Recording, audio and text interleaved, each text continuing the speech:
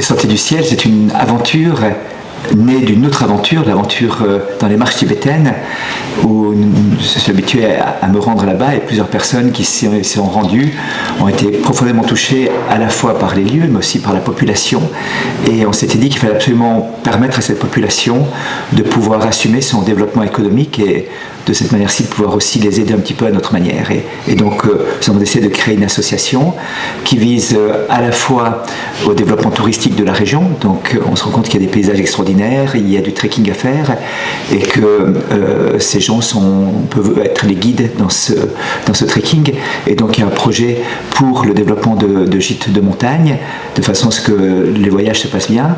Il y a un deuxième projet qui est le vin. Il y a beaucoup de vins, de vignes là-bas, et il y a un potentiel énorme du côté de la vinification et de la commercialisation de ce produit. Par contre, il n'y a pas un savoir-faire qui est très élaboré, c'est très artisanal et pas toujours selon les méthodes que l'on aimerait.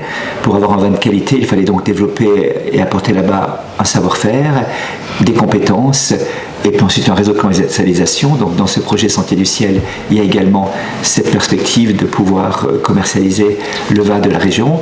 Et puis un troisième aspect, c'est le fromage. Il y a des yaks ou des vaches qui sont là-bas. La transformation actuellement se fait par le beurre de yak, mais pour la conservation du lait c'est un peu compliqué, donc il y aurait la possibilité vraiment d'apprendre aussi à faire le fromage et de pouvoir commercialiser ce fromage. Il faut savoir que le revenu moyen par famille dans la région est de 560 € par année, et donc tout apport peut vraiment être d'une grande nécessité pour ces familles, pour leur autonomie et leur croissance.